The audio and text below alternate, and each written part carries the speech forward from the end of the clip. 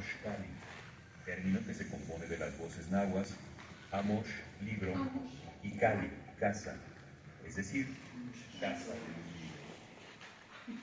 Cuando ocurrió la conquista española, la más famosa Amoshkali del centro de México era la de Textor, tanto por la riqueza de ejemplares que resguardaba, como por la variedad de asuntos que contenían sus libros. Los códices estaban clasificados en esas bibliotecas indígenas.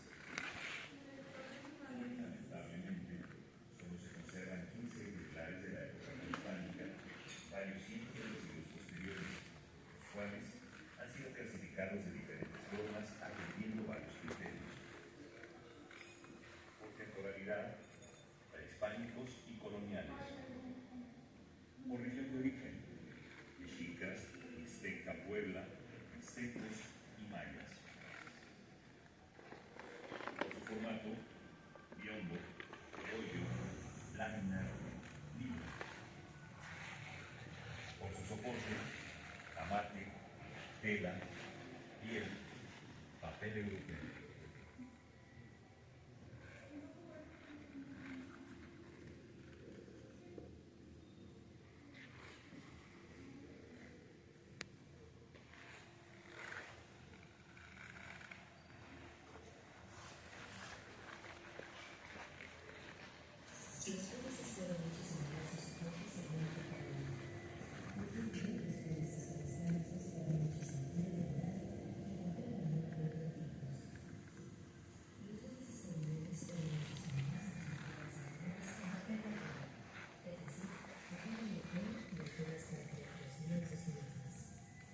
Antes de escribir, los indígenas preparaban el soporte con una capa blanca semejante al estuco, que producía una superficie blanca y gruesa.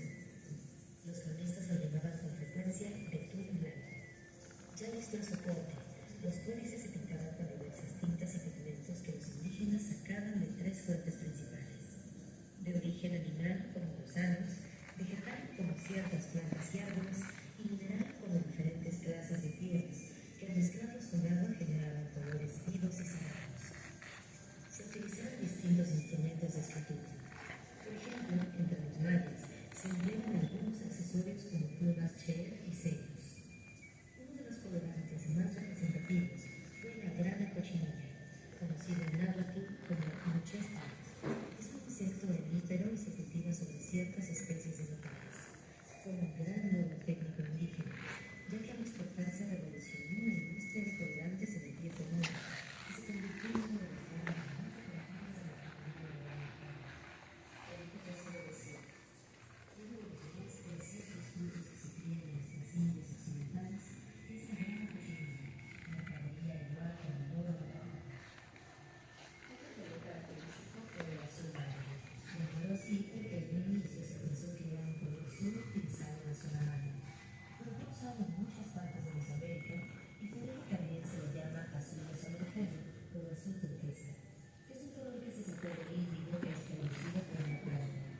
Se sabe que indígenas fue empleado en otras culturas del mundo como Egipto y la India. Sin embargo, a diferencia de estas culturas, el azul maya tiene características químicas peculiares y una resistencia extraordinaria al paso del tiempo. Esto se debe a que está formado por diversas arcillas unidas al colorante blanco, contenido en las hojas de la planta de la India. Las técnicas indígenas y europeas de manufactura también se plasmaron al mismo tiempo, por ejemplo, en el códice bahiano que fue hecho sobre papel de algodón y tiene tintas europeas. Por eso se café, pues se oxida el hielo de los pigmentos, en indígenas, como el chote, azul maya y grana cochinilla.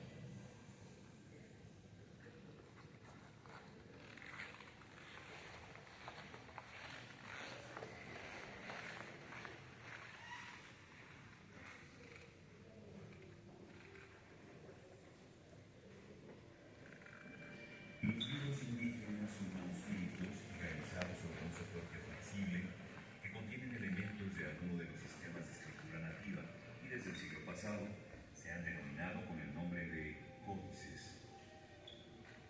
La palabra códice viene del término en latín codex, que significa libro manuscrito.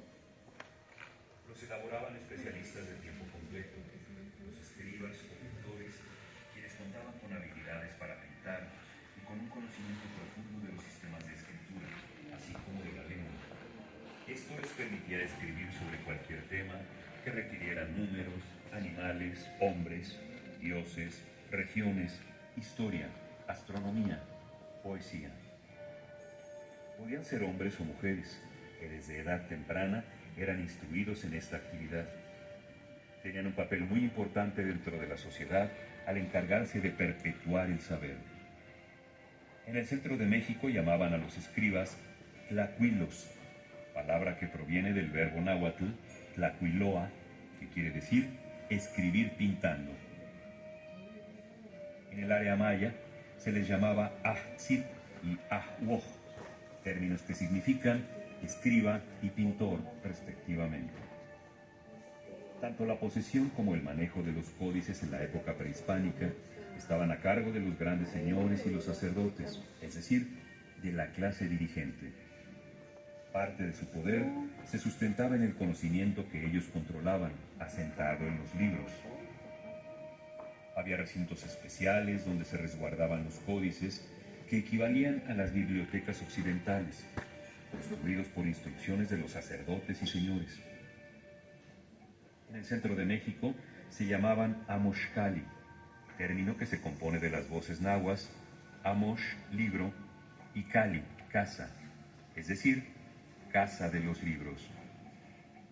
Cuando ocurrió la conquista española, la más famosa amoxcali del centro de México era la de Texcoco, tanto por la riqueza de ejemplares que resguardaba, como por la variedad de asuntos que contenían sus libros. Los códices estaban clasificados en esas bibliotecas indígenas. Hoy, lamentablemente, solo se conservan 15 ejemplares de la época prehispánica y varios cientos de los siglos posteriores, los cuales han sido clasificados de diferentes formas atendiendo varios criterios. Por temporalidad, prehispánicos y coloniales. Por región de origen, mexicas, mixteca, Puebla, mixtecos y mayas. Por su formato, biombo, rollo, lámina, libro. Por su soporte, amate, tela, piel, papel europeo.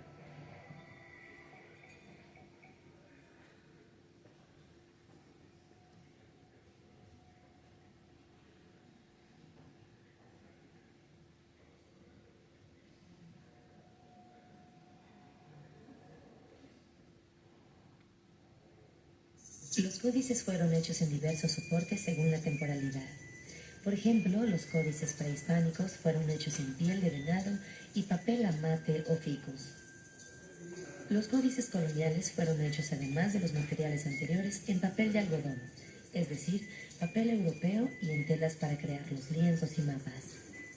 Antes de escribir, los indígenas preparaban el soporte con una capa blanca semejante al estuco, que producía una superficie blanca y tersa. Los cronistas lo llamaban con frecuencia betún blanco. Ya listo el soporte, los códices se pintaban con diversas tintas y pigmentos que los indígenas sacaban de 3 fuentes principales: de origen animal, como gusanos; vegetal, como ciertas plantas y árboles; y mineral, como diferentes clases de tierras, que al mezclarlos con agua generaban colores vivos y sagrados. Se utilizaban distintos instrumentos de escritura. Por ejemplo, entre los mayas se empleaban algunos accesorios como plumas chef y sellos. Uno de los colorantes más representativos fue la grana cochinilla, conocido en náhuatl como nochestli.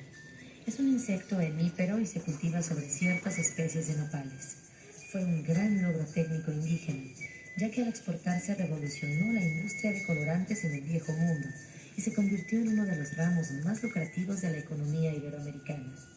Felipe III decía: uno de los más preciosos frutos que se crían en nuestras Indias occidentales es la grana cochinilla, mercadería igual con el oro y la plata.